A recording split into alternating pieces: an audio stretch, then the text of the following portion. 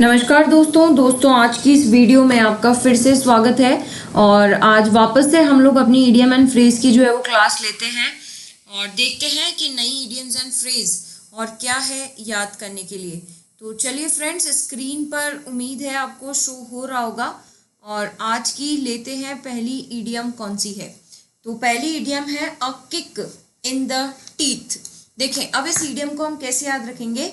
A kick in the teeth का मतलब होता है कि है ना, जब अपन बहुत ज़्यादा है ना कहते हैं ना किसी चीज़ से निराश हो जाते हैं या मैं ये कहूँ हताश हो जाते हैं, है ना।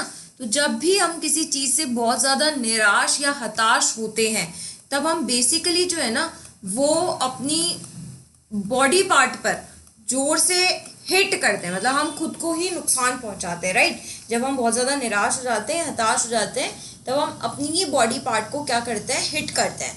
तो आप ऐसे याद रखेंगे कि आपने किक किया है कहाँ पर, टीथ पर, है ना। जैसे नहीं होता कई बार जब अपन गुस्से में आ जाते हैं, मान लो जो सोचा था वो नहीं हुआ तो हम जोर से ऐसे अपने मुंह पे दे मारते हैं। तो किक इन द टीथ यानी कि आपने अपने दांतों पे ही किक कर दिया। क्यों कर दिया? क्योंकि आप बहुत ज्यादा निराश हो गए थे या हताश हो गए थे। ये जो निराश और हताश आप हो गए थे, इसी को ही हम इंग्लिश में क्या कहते हैं, टू बी वेरी डिसअपॉइंटेड, यानी ग्रेट डिसअपॉइंटमेंट जब हमें किसी भी चीज का होता है तो उस ग्रेट डिसअपॉइंटमेंट में हम लोग क्या करते हैं, अपनी ही टीथ पर किक कर देते हैं, ठीक है। तो अपनी ही टीथ पर किक करने के लिए हम इडियम क्या बोलेंगे, मैं फिर कह रही हूँ, अपने ही बॉडी पार्ट पर मारना। और ये अपने बॉडी पार्ट पर आप क्यों मार रहे हैं, because you have a great disappointment, आपने जो सोचा था वैसा काम नहीं हुआ।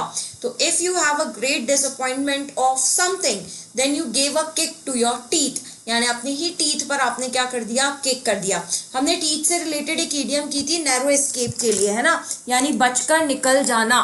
तभी मैंने आपको कहा था टीथ के बीच में से जो स्किन है उसके लिए वो इडियम थी स्किन ऑफ द टीथ, है ना। तो वो तो था बचकर निकलना, लेकिन ये टीथ पर किक किया है। और ये किक क्यों किया है, ड्यू टू ग्रेट डिसअपॉइंटमेंट। चलिए आगे बढ़ते हैं।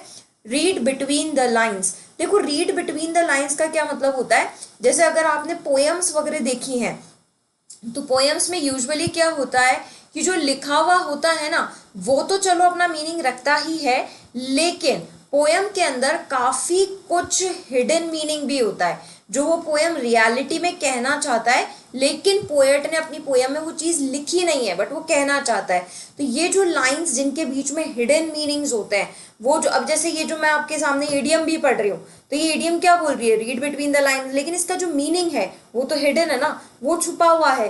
तो अगर आप लाइंस को पढ़ते पढ़ते उसका हिडन मीनिंग भी जान पा रहे हैं, यानी कि जो पोएट ने या जो राइटर ने नहीं लिखा है वो भी अगर आप समझ पा रहे हैं तो उसको बोलते हैं कि आप लाइंस के, भाई लाइंस तो ऑब्वियसली हर कोई पढ़ सकता है जो लिखा हुआ है, लेकिन आप इस लाइंस के बीच में का भी जो मतलब नहीं लिखा हुआ है वो भी आप क्या कर पा रहे हैं, पढ़ पा रहे हैं, ठीक है। तो वो क्या कहलाता है, रीड बिटवीन द लाइंस, यानी understand something that is not said outright, यानी ऐसी चीजों को भी समझ लेना जो सीधे सीधे नहीं बोली गई है ना, जो कोड वर्ड में बोली गई है या जो छुपी भी है वो भी आपने समझ लिया है, उसको क्या कहते हैं, रीड बिटवीन द लाइंस। कैसे याद रखेंगे, लाइंस को रीड करना तो अलग बात है, लेकिन आप लाइंस के बीच का जो हिडन मीनिंग है वो भी समझ पा रहे हैं।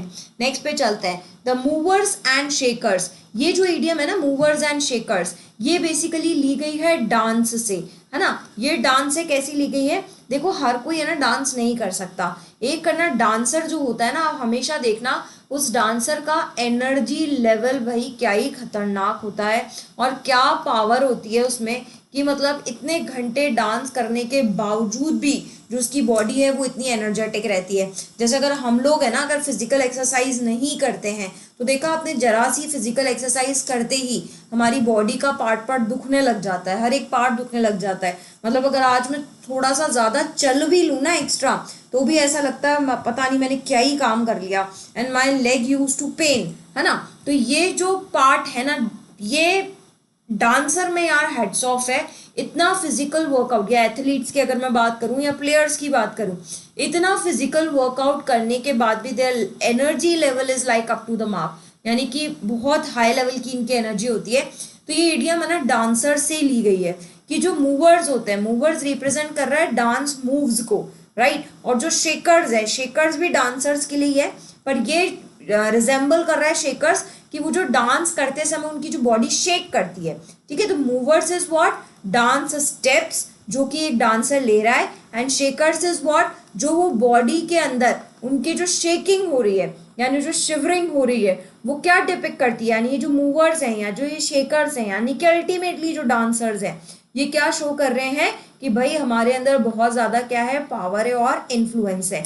अब ये बेसिकली ईडियम मीनिंग क्या बताती है, ये बेसिकली ईडियम मीनिंग ये बताती है कि हमारे आसपास भी ऐसे जो लोग हैं ना जिनके अंदर बहुत ज्यादा पावर है, इन्फ्लुएंस है, या जो लोग बहुत ज्यादा एनर्जी लेवल जिनकी बहुत ज्यादा हाई होती है, आप हमेशा देखना कभी भी टिक कर नहीं बैठते हैं, वो इधर उधर हिलते डुलते ही रहते हैं, वो बैठेंगे ही नहीं, अभी थोड़ी देर बैठे हैं फिर उठ के कहीं चले जाएंगे, यानी वो मूवर्स एंड शेकर्स हैं, मतलब उनकी बॉडी जो वो स्टैटिक रहती ही नहीं है, हिलती डुलती रहती है, शेक करती रहती है, और वो स्टेप्स लेते ही रहते हैं, टिक कर नहीं बैठते हैं। तो उन लोगों को ये ईडियम रिजेंबल्स करती है, और ये ईडियम आई कहाँ से, अगेन डांसिंग से आई है, कि डांसर्स में जो स्टेप्स होते हैं that represent movers, and dancers में जो बॉडी शेकिंग होती है that is known as shakers. And why this idiom या what is the meaning, hidden meaning behind this idiom is कि ऑल दोज आर डांसर्स या all those people who are movers and shakers, obviously their energy level is up to the mark या high level की energy level होती है, and they have a great power to influence someone, right? तो ये उन लोगों को depict करता है, those people whose energy levels are like high and वो टिक कर नहीं बैठते हैं, for those people we can use the idiom the movers and shakers। चलिए आगे बढ़ते हैं। next idiom is what, snail's pace। now ये जो pace word है ना, this pace word resembles what, motion, यानी ये pace word दिखाता है गति को, right? तो ये बोल रहा है स्नेल की pace. Now what do you mean by snail, तो स्नेल जो होते हैं ना ये वो इंसेक्ट कह लूँ जो है ना बारिश के दिनों में आपको दिखते हैं, रेंगने वाले जो होते हैं ना, जो क्रॉल करते हैं यानी जो रेंगते हैं। जैसे अगर आपने ना बारिश के दिनों में देखा हो, जब बारिश जस्ट मतलब मान लो अभी बहुत तेज बारिश हुई है, तो बारिश ओवर होने के बाद आपने देखा वो रेड रेड से कलर की जो लटे होती है वो चलती है, राइट, ऐसे रैंग रैंग के, उनको बोलते हैं स्नेल्स, ठीक है। तो ये जो स्नेल है इसकी जो मोशन है या जो उसकी गति है, स्नेल की जो पेस है वो कैसी होती है, फास्ट होती है कि स्लो होती है, स्लो होती है ना। तो जिनका भी काम करने का तरीका या काम करने का जो स्पीड है बहुत ही धीरे धीरे है, मरे मरे काम करते हैं, उनके लिए those who are very slow in their activities है ना, उनको हम बोलते हैं स्नेल स्पेस। क्या स्नेल की गति से काम कर रहा है, मतलब क्या इतनी धीरे धीरे काम कर रहा है, तब हम इस इडियम का यूज करते हैं, known as what, snail's pace. आगे बढ़ते हैं। This is what, with a pinch of salt. देखो ये पिंच ऑफ सॉल्ट है ना, ये इडियम का मतलब मैं आपको बता दूं। पहली बात तो ये इडियम नेगेटिव सेंस देती है, पॉजिटिव सेंस नहीं देती है। और ये इडियम पता है क्या कहती है, मान लो अगर है ना आपकी सब्जी में एक मतलब जरा सा भी नमक की कमी है तो आपको वो सब्जी है ना भाएगी नहीं, मतलब आप है ना ठीक है बेमन से खाते जाओगे, लेकिन अगर वहीं अगर आपको नमक कम लग रहा है और अगर आपने चुटकी भर नमक उस सब्जी में मिला लिया है तो आपको भी पता है कि वो जो टेस्ट है वो अब आपके मुताबिक हो जाएगा, तो आपको जो खाना है वो बहुत अच्छे से भा जाएगा। तो वैसे ही कह रहा है रिलेशंस में होता है ना, रिलेशंस में सबसे ज्यादा इंपॉर्टेंट क्या होता है, ट्रस्ट। क्या होता है, ट्रस्ट। और ये कह रहा है कि अगर आपने किसी, अच्छा ट्रस्ट कैसे आता है, सच्चाई से। तो अगर आपको किसी के ट्रस्ट या सच्चाई पर पिंच ऑफ सॉल्ट भी डिस्ट्रस्ट हो गया, यानी आपको पिंच ऑफ नमक, चुटकी भर नमक जितना भी अगर आपको है ना उसकी सच्चाई पर क्या हो गया, डाउट हो गया, तो फिर है ना उसकी जो वैल्यू है ना उस पर्सन की वो कहीं ना कहीं क्या हो जाएगी, कम हो जाएगी।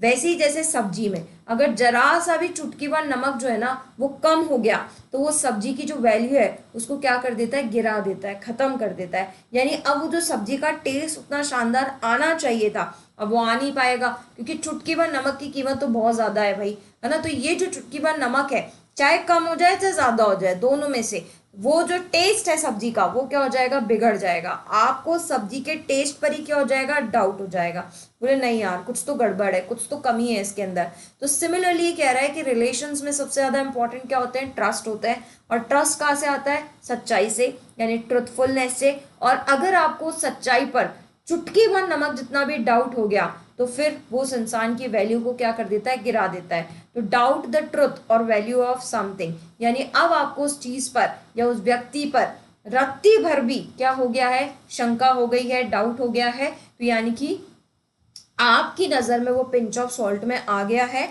अब जो है आप उसके काम पर या उसकी वैल्यू पर या उसकी क्वालिटी पर अब हमेशा शक ही करेंगे।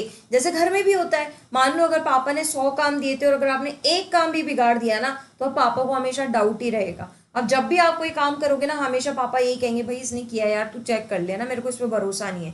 भले ही उसके बाद आपने सारे काम सही किए हो, लेकिन वो एक बार तो क्या आ गया, डाउट आ गया ना, तो उसको हम क्या कहते हैं, with a pinch of salt. चलिए आगे बढ़ते हैं। चार्ले हॉर्स, अरे वाह, चार्ले का हॉर्स नहीं, अगर ये चार्ले का हॉर्स होता ना तो अपोस्ट्रोफी ऐसा आता। ये बेसिकली जो इडियम है ना, ये एक प्लेयर से ली गई है और उस प्लेयर का नाम ही चार्ले था। और ये जो प्लेयर था ये क्या खेलता था, ये प्लेयर खेलता था बेसबॉल, है ना। बेसबॉल क्रिकेट जैसा ये गेम होता है, बट बेसबॉल में जो बेस होता है ना, वो क्रिकेट बैट की तरह नहीं होता, कुछ इस तरीके का होता है, आगे से मोटा और पीछे से पतला, और फिर बहुत हैवी बॉल होती है, बहुत भारी बॉल होती है, जिससे इस बेस से मारनी होती है। तो इसको यूजुअली बेसबॉल कहा जाता है, मतलब 60-70% लाइक क्रिकेट जैसा ही होता है। तो ये जो बेसबॉल है ये चार्ली खेला करता था। और चार्ली के लिए क्या कहा गया है कि ये जो चार्ली था ना, ये कैसा था, ये लंगड़ा कर चलता था, है ना, लंगड़ा कर ये जो है वो चलता था। अब ये जो लंगड़ा कर चलता था और फिर बेसबॉल खेलता था, तो ये इसीलिए जाना जाता था कि है ना, वो जो लंगड़ा कर चलने वाला प्लेयर है ना, उसको बुला के लाओ। तो वो भैया लंगड़ा कर चलने वाला प्लेयर कौन है, चार्ली है। तो ये चार्ली है ना, जाना ही ऐसे जाता था, ठीक है, ये एक तरीके से मान लो इसकी पहचान बन गई थी। तो ये जब लंगड़ा कर चलता था और बेसबॉल खेलता था, तो यूजुअली खेलते खेलते इसकी बॉडी में क्या आ जाता था, क्रैम्प आ जाता था, है ना। जैसे कई बार नहीं होता, हम सोते सोते हमारी बॉडी में क्रैम्प आ जाता है, मसल क्रैम्प आ जाता है, या फिर अगर आप है ना, मान लो बहुत टाइम बाद कोई फिजिकल एक्सरसाइज किया आपने, तो हमारी मसल्स में क्या आ जाते हैं, क्रैम्प आ जाते हैं। तो ये चार्ली क्योंकि लंगड़ा कर चलता था और गेम खेलता था, तो उस प्लेइंग के दौरान इसकी बॉडी में कई बार क्या आ जाता था, क्रैम्प आ जाता था।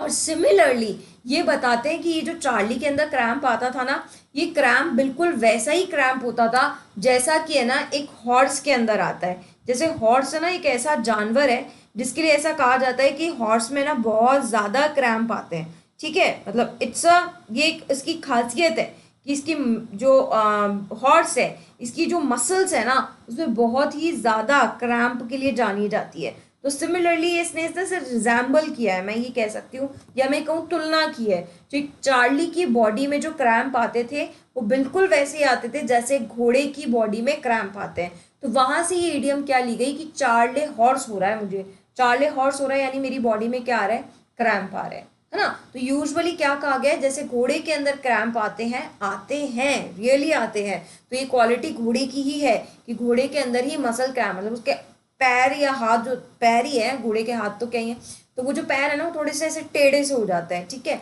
वही चीज चार्ले के लिए बोली गई है कि जो चार्ले था, he is a player, he was the player.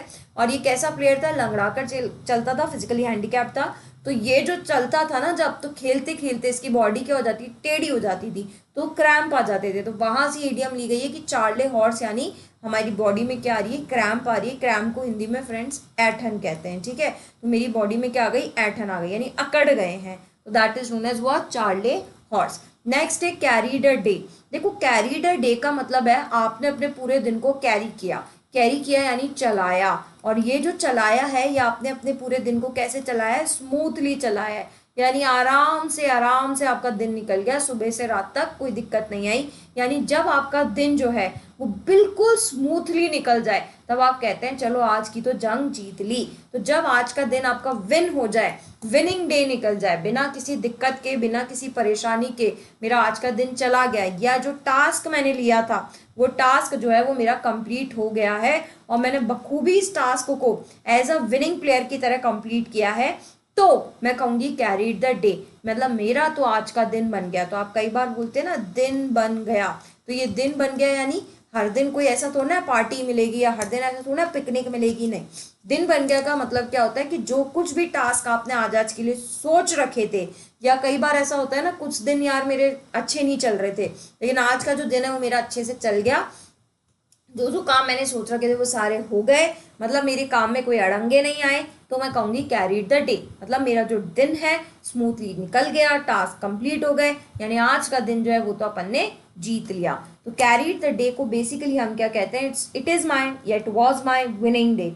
Now why it was my winning day? मैंने कोई यहाँ पे किताब नहीं जीता है, मैंने यहाँ पे कोई अपना वो नहीं किया है, बट जैसे नहीं होता, मान लो अगर आज क्रिकेट मैच है तो कोई ना कोई प्लेयर तो आज चले गई ना, तो जो प्लेयर आज चला है आज उसके लिए कैसा दिन था, दिन बन गया ना उसको, तो आज तो वो कहेगा कि आई carried the day very well. चलो आज का जो मेरा दिन था वो कैसा रहा, विनिंग डे रहा। ठीक है, नेक्स्ट चलते हैं। नेक्स्ट इडियम क्या कह रही है, ग्रीन आई। देखो अगर किसी के रेड आई है ना, तो रेड आई जो है ना वो डिपिक्ट करती है गुस्से को, कि भैया ये जो है बहुत ज्यादा क्या है, गुस्से में है। तो if someone is very angry तो उसकी आंखें ना देखना लाल हो जाती है, तो इसीलिए रेड आई जो है ना वो रिजेंबल करती है वेरी एंग्रीनेस को। लेकिन जब हम ग्रीन आई की बात करते हैं ना, तो ये जो ग्रीन वर्ड है ये रिजेंबल करता है कि आपको सामने वाले से क्या हो रही है, जलन हो रही है, क्योंकि रेड तो एंग्रीनेस के लिए हो ही गया है, तो रेड नहीं होगी, क्या हो जाएगी, ग्रीन आई हो जाएगी। तो ये कलर वाइज आई को थोड़ा डिपिक्ट किया गया है कि जब कोई इंसान एंग्री होता है, बहुत गुस्से में होता है, तब उसकी आंखें कैसी हो जाती है, लाल हो जाती है। लेकिन अगर कोई जलन भावना रख रहा है, जेलेसी रख रहा है, तो उसके लिए जो आई का कलर बताया गया है दैट इज व्हाट, ग्रीन। तो if the colour of I is red then the person is in a very angry situation, and if the color of eye is green then that person is having jealousy।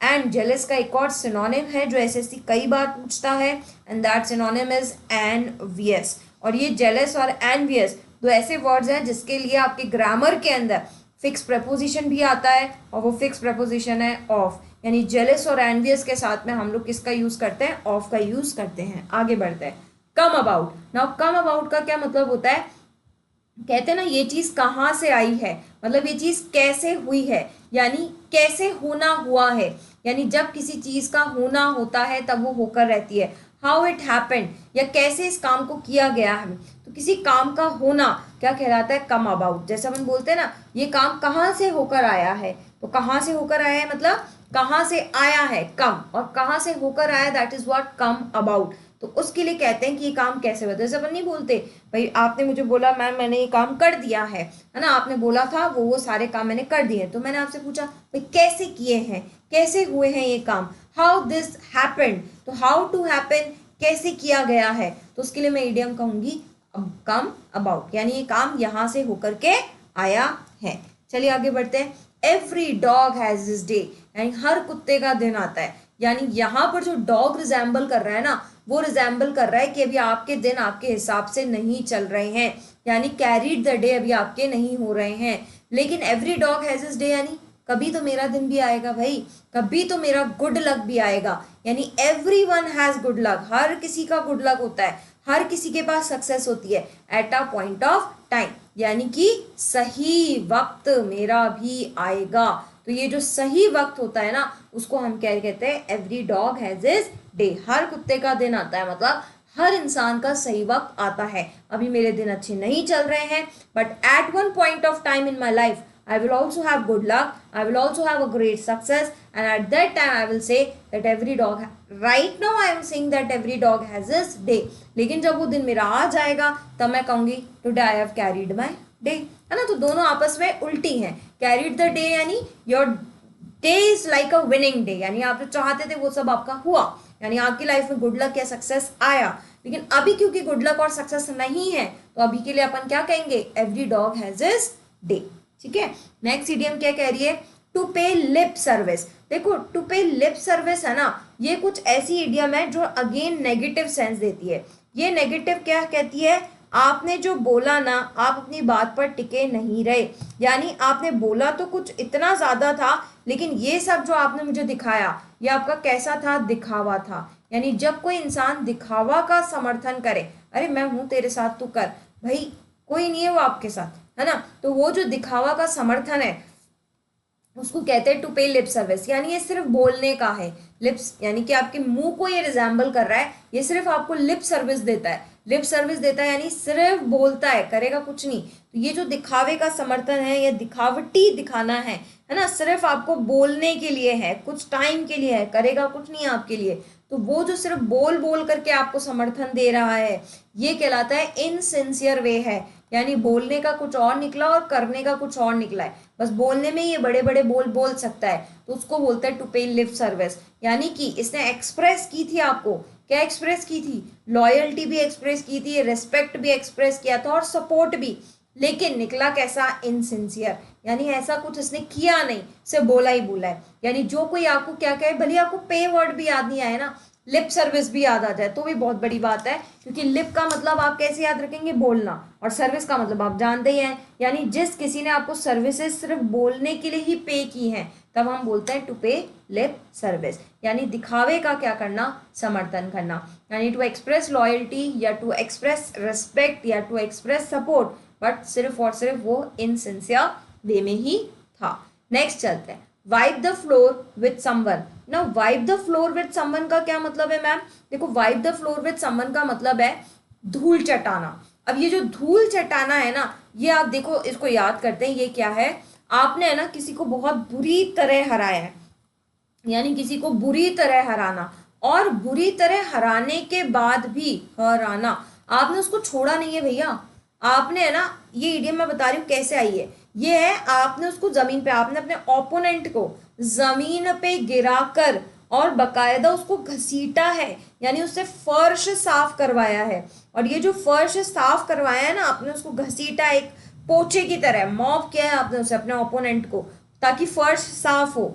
ये जो आपने किया है ना, इससे आप क्या करना चाह रहे हो, उसको ह्यूमिलिएट करना चाह रहे हो, यानी आपने उसको बेइज्जत तक किया है, यानी बहुत बुरी तरह आपने उसे हराया है। यानी कि गेम में हराने के बाद, या जो भी टास्क था उसमें हराने के बाद, आपने अपने ओपोनेंट को, कहते हैं ना जीतने के बाद जमीन पर घसीटना, तो जमीन पर घसीटा है आपने उसे। तो ये जो जमीन पर आपने उसे घसीटा है, ये क्या रिजेंबल किया है, कि आपने बुरी तरह उसे ह्यूमिलिएट किया है, या आपने ये कहूँ उसको बुरी तरह डिफीट किया है, और इतना बुरी तरह डिफीट किया है कि आपने एक तरीके से उसकी बेइज्जती ही कर दी। तो टू डिफीट ए समवन, किसी को हराने के लिए हम ये इडियम बोलते हैं wipe the floor with someone. इसको हिंदी में क्या कहते हैं, धूल चटाना या जमीन पर घसीटना। क्यों, ताकि आप उसे क्या कर सको, ह्यूमिलेट कर सको, उसे ये एहसास दिला सको कि देख तू कितनी बुरी तरह मैंने तुझे हराया है। आगे बढ़ते हैं, गेट द एक्स। देखो अब इस इडियम को है ना, आप गेट द एक्स भी बोल सकते हो, आप इसी इडियम को गेट द सैक भी बोल सकते हो, और आप इसी इडियम को गेट द बूट भी बोल सकते हो। तीन तरीके से जो ये इडियम है वो जानी जाती है। देखो एक्स का क्या मतलब होता है, इसका मतलब होता है, कहते ना अपन, सॉरी सैक का क्या मतलब होता है, सैक का मतलब होता है बोरी बिस्तरा। ना बोरी बिस्तरा का मतलब है, बोरी बिस्तरा का मतलब है वो सामान या वो लगेज जो आप अपने साथ कैरी कर रहे हैं, है ना, उस सामान या उस लगेज को हम क्या कहते हैं, सैक कहते हैं। और मैम एक्स का क्या मतलब होता है, तो एक्स का मतलब होता है कुल्हाड़ी, है ना। अब ये इडियम क्या है, देखो गेट द एक्स है ना, यह मान लो फार्मर्स के लिए है। ये कैसी है कि ना, आप मेरे खेतों में काम करने आते थे और उसके लिए है ना आई पे यू, मैं आपको पेमेंट कर दी थी, तो आप एक तरीके से मेरे लिए जॉब कर रहे थे, ठीक है। और जो ये आप जॉब कर रहे थे, तो यहाँ पर एक्स एक्चुअली रिजेंबल करती है टूल्स को, है ना। तो आप डेफिनेटली खेतों में काम करने के लिए कुछ टूल्स हैं जिनको यूज करोगे, जैसे फावड़ा हो गया, जैसे कुल्हाड़ी हो गया, है ना, जैसे और भी बहुत सारे टूल्स हैं जो कि रेती हो गया, ये सब हम यूज करते हैं खेती के दौरान। अब क्या है, अब ये टूल्स आप डेली डेली कैरी तो नहीं करोगे ना, रोज लेकर आ रहे हो, रोज लेकर जा रहे हो, नहीं। तो आपने क्या किया, मेरे खेत के यहाँ पे एक छोटी सी जगह पे आप अपना सामान जो है वो वहीं रख के चले जाते थे, ताकि आपको डेली सामान लेकर नहीं आना पड़ रहा है, डेली सामान लेकर नहीं जाना पड़ रहा है, आपने एक जगह बना ली और आप अपना सामान वहीं पर रख के चले जाते थे। लेकिन मुझे आज आपको जॉब से निकालना था, तो मैंने आपको आपके एक्स यानी आपको सारे टूल्स दे दिए। तो गेट यानी आपको आपके सारे टूल्स मिल गए। तो आपको आपके सारे टूल्स कब मिले, आज, जब मैंने आपको जॉब से निकाल दिया। वैसे ही गेट द सैक का क्या मतलब है, ओल्डन टाइम्स में क्या होता था कि जब है ना घर पर सर्वेंट रखते थे, तो वो सर्वेंट आपने जैसे कई मूवीज में भी देखा होगा 24 आवर्स के लिए रखते थे, यानी वो जो सर्वेंट है ना वो मालिक के घर पर ही रहता था, है ना। और उस सर्वेंट के लिए बकायदा कॉटेज वगैरह बनाए जाते थे, राइट। तो या फिर अगर कॉटेज भी नहीं होता था तो उसको एक अलग से रूम अलॉट कर दिया जाता था, ठीक है। अब जब वो मान लीजिए वो जो नौकर है या वो जो सर्वेंट है, वो बार बार तो अपना सामान लेकर नहीं आएगा और बार बार तो अपना सामान लेकर नहीं जाएगा ना। तो आपने देखा होगा कि पुरानी मूवीज में बताते हैं कि वो अपने साथ एक गठरी लेकर आते थे और उस गठरी में जो ना उनका सामान होता था या इंपॉर्टेंट डॉक्यूमेंट्स वगैरह होते थे, और वो जो गठरी है ना वो अपने मालिक को दे देते थे कि भाई मालिक, इसमें मेरा इंपॉर्टेंट सामान है, इसको आप संभाल के रखो और रोज का जो सामान है वो मैंने बाहर निकाल लिया है।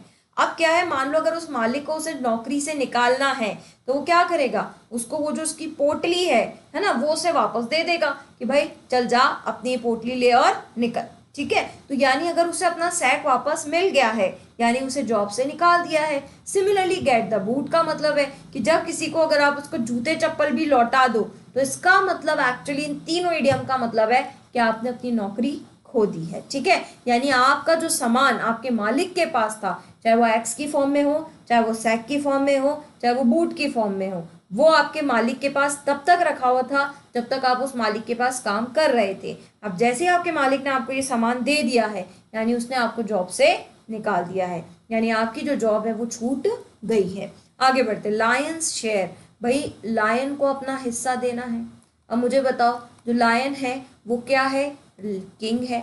अब जो किंग है तो राजा का हिस्सा तो हमेशा सबसे बड़ा शेयर होता है ना, तो जो लार्जेस्ट शेयर है उसको बोलते हैं लायंस शेयर। तो अगर मान लीजिए कोई कंपनी है और उस कंपनी में पार्टनरशिप है तो जो भी उसका किंग है यानी जो भी उसका बड़ा मालिक है उसके पास सबसे ज्यादा शेयर होगा, यानी जो ओनर होता है उसके पास सबसे ज्यादा शेयर होता है। और फॉरेस्ट का ओनर कौन, लायन, तभी तो राजा है। तो जो लायंस शेयर कहलाता है इसका मतलब सबसे बड़ा हिस्सा, लार्जेस्ट शेयर को हम क्या कहते हैं, लायंस शेयर। देखो आज एनिमल से रिलेटेड हमने एक इडियम किया चाले हॉर्स, है ना, एक इडियम किए स्नेल्स पेस, और अभी ये तीसरी इडियम किए क्या, लायंस शेयर। तो तीन इडियम्स हमने एनिमल से रिलेटेड किए ना।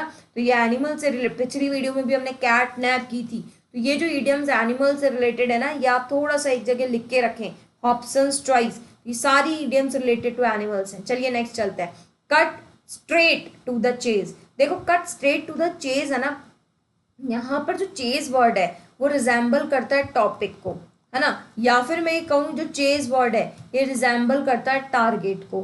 तो आपने स्ट्रेट अपने चेज को टारगेट किया है, यानी कि इधर उधर की कोई बात नहीं करी है, आप सीधा अपने पॉइंट पर आए हो और आपने सीधा अपने पॉइंट की यानी कि मुद्दे की ही बात की है। तो ये जो मुद्दे की बात करना होता है उसे कहते हैं cut straight to the pace, यानी आपने सीधा अननेसेसरी चीज़ों को अवॉइड किया है और काम किया है। लेकिन अननेसेसरी चीज़ों पर अगर आप घूम रहे हैं, तो मैंने आपको एक इडियम बताई थी बुश वाली, कि आप सीधा बुश पर टारगेट नहीं कर रहे हैं, आसपास टारगेट कर रहे हैं। तो ये इडियम आप मुझे कमेंट बॉक्स में बताएंगे कि ये इडियम मैंने कौन सी बताई थी। लेकिन अगर आप सीधा अपने टारगेट पर अटैक कर रहे हैं यानी आप सीधा अपने इंपॉर्टेंट पार्ट पर अटैक कर रहे हैं, अननेसेसरी चीज़ों को अवॉइड कर रहे हैं, तो avoid unnecessary introduction and go to the more important part, यानी आप सीधा अपने इंपॉर्टेंट पार्ट पर आए हो, अननेसेसरी पार्ट को आपने छोड़ दिया है, यानी आपने स्ट्रेट अपने चेज को ही टारगेट किया है। और आपका चेज क्या था, आपका टॉपिक या आपका टारगेट, स्ट्रेट आपने उसी पर ही चेज किया है, आप उसी के पीछे भागे हो, आलतू फालतू चीजों के पीछे आप नहीं भागे हो। आगे बढ़ते हैं, up in the arms. Now up in the arms का है ना बेसिकली मतलब क्या होता है, यहाँ पर ये जो आर्म्स वर्ड है ना ये रिजेंबल करते हैं वेपन्स को। अब वेपन्स तो आर्म्स का मतलब है, और ये ओल्डन टाइम्स में ये जो इडियम थी ना, ये इडियम बोलती थी अप इन द आर्म्स, मतलब आपने ना लड़ाई करने के लिए वेपन्स उठा लिए हैं। लेकिन इस इडियम को बाद में कहा गया कि आपने लड़ाई के लिए सिर्फ वेपन्स ही नहीं, अगर आपने बोली से भी यानी बोलने से भी लड़ाई स्टार्ट कर दी है, यानी आपने क्या छेड़ दिया है, विद्रोह छेड़ दिया है। तो मैं ना बिगिन फाइटिंग नहीं बोल सकती, क्योंकि फाइटिंग में तो क्या है कि फिर आपको वेपन्स या हाथ पांव चलाने पड़ेंगे। मैंने कहा नहीं, आपने सिर्फ वेपन्स ही नहीं उठाए हैं, आपने बोलने से भी अपनी जो लड़ाई है ना वो स्टार्ट कर दी है, यानी आपने क्या स्टार्ट कर दिया है, विद्रोह। तो यानी कि आपने रिबेलियन स्टार्ट कर दिया है। तो इफ समवन इज रिबेलियन तो इडियम बोलता है अप इन आर्म्स। कैसे याद रखेंगे, इसने आर्म्स को क्या कर लिया है, अप कर लिया है, यानी उठा लिया है। तो अगर इसने आर्म्स को उठा लिया है तो यहाँ पर आप आर्म्स को वेपन से भी याद रखेंगे और आप आर्म्स को बोलने से भी याद रखेंगे, यानी कि इस व्यक्ति ने क्या छेड़ दिया है, विद्रोह छेड़ दिया है। तो up in the arms means what, it doesn't mean that you started fighting, नहीं, इट ओनली मीन्स कि आपने रिबेल जो है वो छेड़ दिया है। आगे बढ़ते हैं। नेक्स्ट क्या है, मेड द जज एक्सट्रीमली एंग्री। जब अगर आप किसी को बहुत ज़्यादा गुस्सा दिला दो तो उसके लिए हम कौन सी ईडियम यूज़ करते हैं, यानी कि आपको इन चारों ईडियम्स में से मीनिंग बताना है कि इन चारों ईडियम में से मीनिंग क्या होगा। तो अगर मैंने कहा है कि अगर आपने किसी को गुस्सा बहुत ज़्यादा दिला दिया है तो यानी अपन नहीं कहते मेरा तो खून खौल रहा है, तो मेक्स वंस ब्लड बॉइल। तो जब किसी का ब्लड बॉइल करता है यानी खौल रहा है, तो मेरा खून खौल रहा है, ये अपन कब बोलते हैं, जब मेरे अंदर गुस्सा उबल रहा होता है, यानी जब मुझे बहुत ज़्यादा गुस्सा आ रहा होता है तब मैं कहूँगी मेरा खून खौल रहा है। तो यही इसका आंसर है। पर बाकी इडियम के मतलब भी देखते हैं। प्ले बाय द ईयर का क्या मतलब होता है, ये प्ले बाय द ईयर का मतलब होता है, मैं पहले ईयर का मतलब कान, और कान का मतलब सुनना, और प्ले का मतलब खेलना। मतलब मैं अभी से कुछ डिसाइड करके नहीं जाऊंगा, यानी आपने प्री प्लान नहीं किया है, मैं पहले वहां जाऊंगा, सुनूंगा वो क्या बोल रहे हैं, उस हिसाब से अपना दाव खेलूंगा। यानी कि बिना प्री प्लान हुए अगर आप कहीं जाते हैं, वहां जाकर आप अपना डिसीजन लेते हैं, एक्शन करते हैं वहां के हिसाब से, पहले से कोई डिसीजन लेके नहीं गए हैं, तब बोलते हैं प्ले बाय द ईयर। कैसे याद रखेंगे, ईयर का मतलब कान, कान से मतलब सुनना, सुनने के बाद मैं क्या करूंगा, प्ले करूंगा, पहले से कुछ सोच विचार करके नहीं जाऊंगा। फिर आगे बढ़ते हैं, back to the drawing board. Back to the drawing board यानी कि आप अपने ड्राइंग बोर्ड पर वापस आ गए हो। वापस आ गए हो यानी आपने किसी चीज की स्टार्टिंग वापस की है, तो यानी टू स्टार्ट ओवर, है ना। टू स्टार्ट ओवर यानी पहले कभी आपने उस काम को किया था पर छोड़ दिया था, छोड़ने के बाद अब आप वापस अपने ड्राइंग बोर्ड पर आ गए हो, यानी आपने उस काम को वापस से स्टार्ट किया है। Throw question to the wind, ये जो इडियम है ना, ये अगेन ली गई है बोट से। ये बोट से कैसे ली गई है कि जब बोट सेल करती है ना, सेल करती है, तो देखो कई बार परिस्थितियां जो है ना बोट की, वो सेलर के हिसाब से नहीं होती है। भाई सेलर ठीक है, अपनी कई चीज़ों को केयरफुल चीज़ों से हैंडल करता है या अपने हिसाब से बोट चलाता है, उसने सीखा है भाई, उसको तजुर्बा है। लेकिन कई बार हवाओं का रुख ऐसा होता है कि वो जो सेलर है ना, उसके हाथ से भी स्थिति परिस्थितियां निकल जाती है, तो फिर वो है ना क्या करता है, हवा के भरोसे अपनी जो नाव है या जो बोट है या जो शिप है उसे छोड़ देता है। फिर वो सोचता है अब तो राम भरोसा है, अब तो ये अपने आप सेल कर रही है। तो throw question to the air, wind मतलब है कि अब उस सेलर ने स्टॉप कर दिया है केयरिंग करना। क्यों, क्योंकि सिचुएशन इतनी ज़्यादा डेंजरस हो गई है कि अब शायद फेलियर ही आएगा। तो जैसे टाइटैनिक मूवी नहीं था, एक पॉइंट पर आने के बाद क्या समझ ही गए थे कि अब हम हारेंगे ही हारेंगे। तो जब एक सेलर केयरफुल होना छोड़ दे, यानी उसे समझ में आ जाए कि सिचुएशन इतनी डेंजरस हो गई है कि अब मेरे हाथों में नहीं है, तो वो बोलता है थ्रो। थ्रो यानी फेंक देना। किसके हवाले फेंक देना, अपनी जहाज को, विंड के हवाले, कि भाई अब मैंने अपने हवाओं के हिसाब से छोड़ दिया है, अब मेरी सिचुएशन इतनी डेंजरस हो गई है कि अब स्थितियां बद से बदतर हो गई हैं। आगे बढ़ते हैं, miss the boat. Now miss the boat का मतलब है, पहले जो लोग थे ना वो यूजुअली ट्रैवल करते थे, जब लंबी जर्नी वगैरह पे जाते थे ना तो यूजुअली बोट से ट्रैवल करते थे। अब आप इस बोट पर इतना लेट पहुंचे हो कि आप बोर्ड ही नहीं कर सकते, तो कुल मिलाकर आपने अपनी बोट को क्या कर दिया, मिस कर दिया। और जैसे ही अगर आपने बोट को मिस किया है तो आपने चांस लूज कर दिया, यू लूज द चांस। और ये चांस क्या ही का लूज किया है, you lose the chance to travel, यानी आपको एक अपॉर्चुनिटी मिली थी ट्रैवल करने की और वो आपने लूज कर दी। तो सिमिलरली आपको लाइफ बहुत सारी अपॉर्चुनिटीज देती है, और जब वो अपॉर्चुनिटीज आपसे मिस हो जाती है तब आप इस इडियम को क्या कह सकते हैं, मिस द बोट। यानी अपॉर्चुनिटी खुद चलकर आई थी लेकिन आपने वो अपॉर्चुनिटी क्या कर दी, मिस कर दी। यानी कि आपने अपनी बोट मिस कर दी, आपने चांस लूज कर दिया ट्रैवल करने का। एक चांस आपके पास खुद चलकर आया था, but due to some reasons आपने वो चांस लूज कर दिया, यानी आपके हाथ से अपॉर्चुनिटी निकल गई। अब जब क्या है, जब खेल ही हाथ से निकल गया तो है ना, तब हम इस इडियम को बोलते हैं क्या, मिस द बोट। तो चलिए आज की कुछ इडियम्स थी जो उम्मीद है आपको क्लास में याद हुई होंगी। आप वीडियो को 1 से 2 बार जरूर से सुने।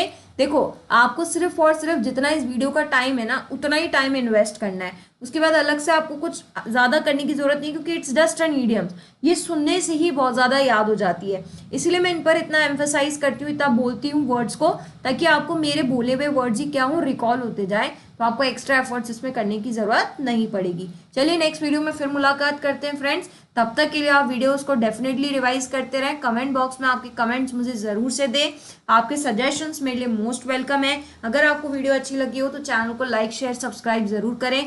चलिए नेक्स्ट वीडियो में मिलते हैं, तब तक के लिए फ्रेंड्स जय हिंद, जय भारत, राधे राधे।